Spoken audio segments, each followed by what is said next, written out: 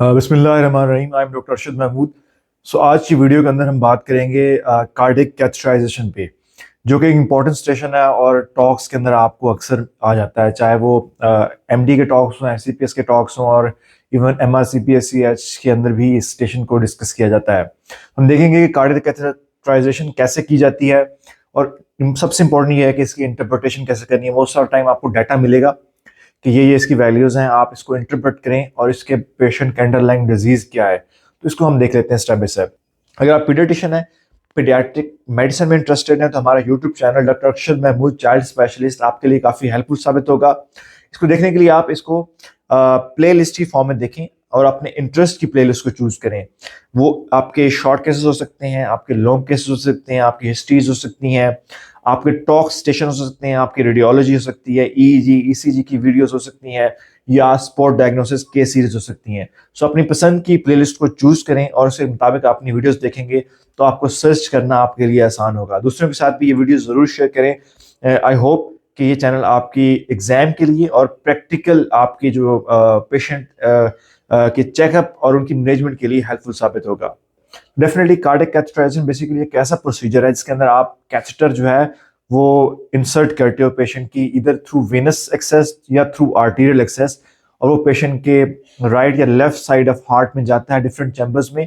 वहाँ जाके वो आप उसे सैंपल भी ले सकते हो और आप उसकी ऑक्सीजन सेचुरेशन उस एरिया की, उस चैम्बर की ले सकते हो, और उस एरिया, उस चैम्बर का या उस पार्ट ऑफ जो हमारा हार्ट या उसकी मेन जो आर्टरीज हैं उनका आप प्रेशर भी ले सकते हो। सो ये इन चीज़ों को मेजर करता है।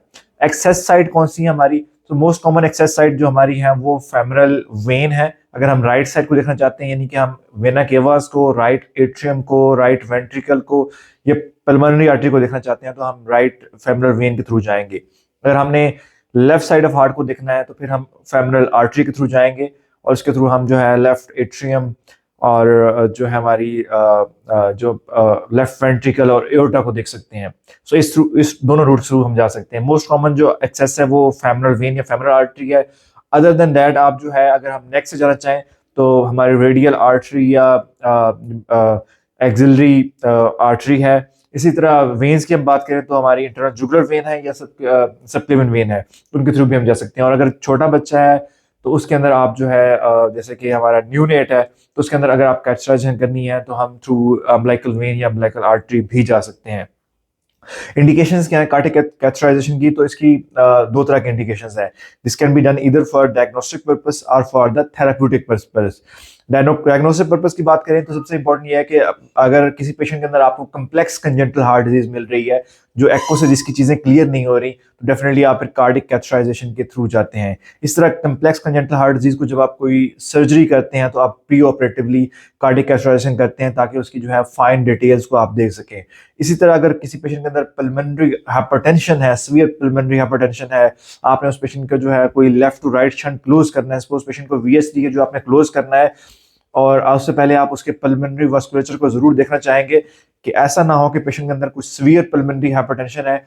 आप उसका जब वीएसडी क्लोज करेंगे तो आगे चूंकि पल्मोनरी हाइपरटेंशन है तो ब्लड तो पल्मोनरी आर्टरी में जाएगा नहीं, पेशेंट जो है वो राइट हार्ट फेलियर के साथ क्राइसिस में चला जाएगा। तो इस सूरत में भी आपने पहले उसकी कार्डियक कैथेटराइजेशन करनी है। थेरेप्यूटिक इंडिकेशंस की बात करें तो डेफिनेटली जो हमारे कार्डियक लीजन्स हैं, कंजेंटल हार्ट डिजीज है, उनको क्लोज करने के लिए भी आप कार्डियक कैथेटराइजेशन करते हैं। टिपिकली लाइक आपका एएसडी है तो एएसडी डिवाइस क्लोजर के लिए, वीएसडी है तो वीएसडी डिवाइस क्लोजर के लिए, पीडीए है तो पीडीए डिवाइस क्लोजर के लिए आप कार्डियक कैथेटराइजेशन यूज कर सकते हैं। इस तरह अगर आपने कोई कार्डियक बायोप्सी लेनी है तो उसके अंदर भी कार्डियक कैथेटराइजेशन यूज की जा सकती है।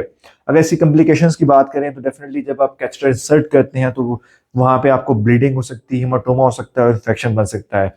कार्डियक कैथेटर चूंकि आपकी आर्टरी या वेन से होकर जाता है तो डेफिनेटली थ्रोम्बोफ्लेबाइटिस हो सकता है, आर्टीरियल स्टेनोसिस हो सकती है और पेशेंट के अंदर इस्कीमिया और गैंग्रीन फॉर्मेशन भी हो सकती है। जब कैथेटर हार्ट में जाता है तो डेफिनेटली कार्डियक एरिथमिया हो सकते हैं और रेयर केसेस के अंदर कार्डियक टेम्पोनाट, कार्डियक पंक्चर और इस तरह के मसाइल भी हो सकते हैं। सो ये डिफरेंट कॉम्प्लिकेशंस हैं जो आपने अपने माइंड में रखनी है और आपसे एग्जाम में पूछी जा सकती हैं।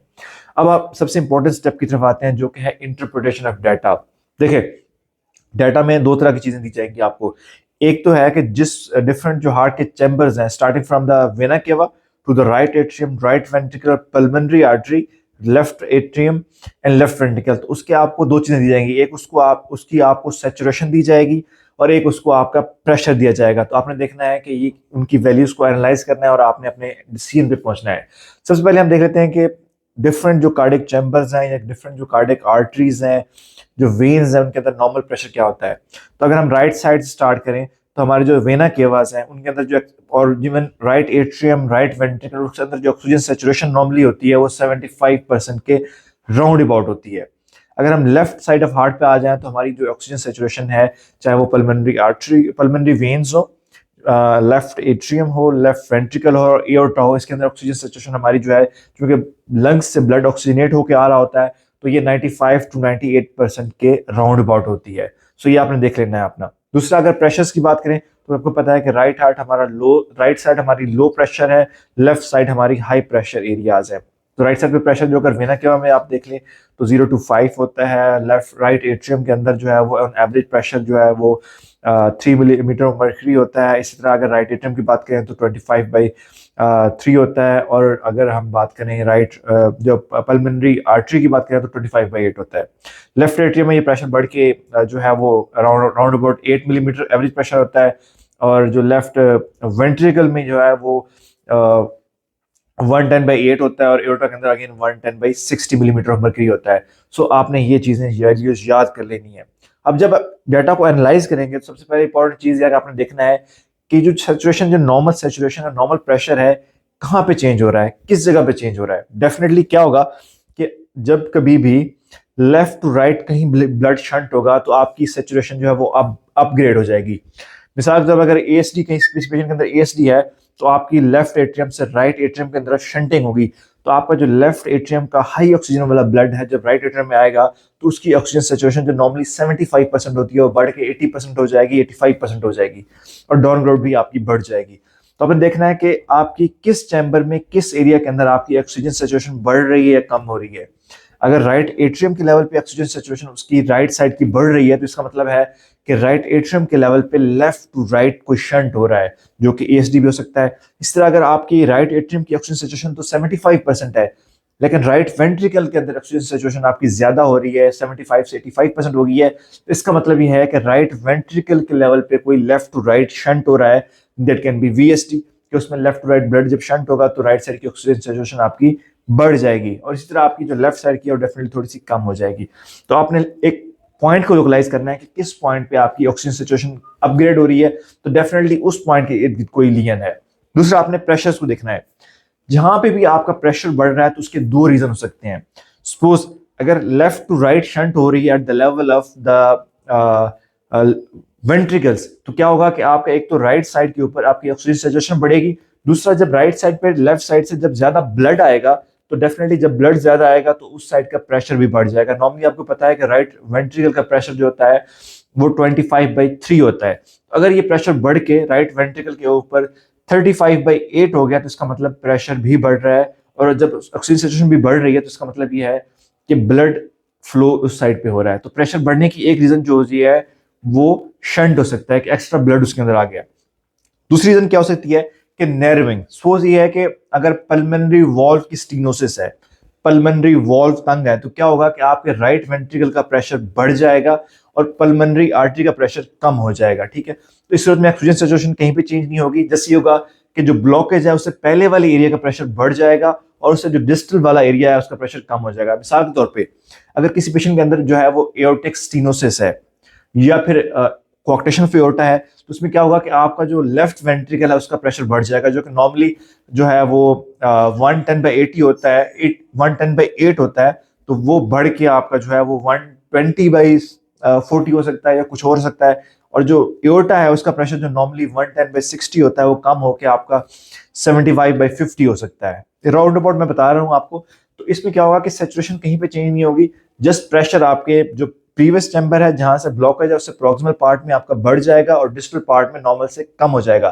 तो ये आपने प्रेशर को देखना है, तो इस तरह आपने इसको इंटरप्रेट करना है। अब हम चलते हैं कुछ एग्जांपल की तरफ और उसको इंटरप्रेट करते हैं कि ये कौन सा सिनेरियो है, इसमें क्या पॉसिबिलिटीज हो सकती हैं। बेसिक थीम आपको जो मैंने बताया है वो यही रखना है, इसी को अपने माइंड में रखना है। तो आप किसी तरह का भी सिनेरियो आएगा तो आप उसको, अगर आपको बेसिक कार्डियक लीजन्स की नो हाउ है तो आप उसको इंटरप्रेट कर सकते हैं। सबसे पहला सिनेरियो देखें आपको, तो आपको जो है राइट एट्रियम के अंदर ऑक्सीजन सिचुएशन मिल रही है 88%, राइट वेंट्रिकल के अंदर 87%, पल्मोनरी आर्टरी के अंदर 87%, लेफ्ट एट्रियम के अंदर 97%, लेफ्ट वेंट्रिकल के अंदर 97% और एओर्टा के अंदर 97%। तो अगर आप ग्रॉसली आप देखें तो आपके राइट हार्ट के चैम्बर जिसके अंदर ऑक्सीजन सिचुएशन नॉर्मली जो है वो 75% होती है, वो यहाँ बढ़ के 88% तक आ गई है। और मिक्सिंग किस लेवल पे हो रही है? राइट एट्रियम के लेवल पे, मतलब राइट एट्रियम के लेवल पे कोई शंट है, ठीक है। अगर आप प्रेशर्स की बात करें तो अगेन प्रेशर भी आपके जो है राइट साइड ऑफ हार्ट पे ज्यादा है। राइट एट्रियम का प्रेशर 5 है, राइट वेंट्री का 35/5 है, पल्मोनरी आर्टरी का 35/12 है, जो कि नॉर्मली कितने होते हैं?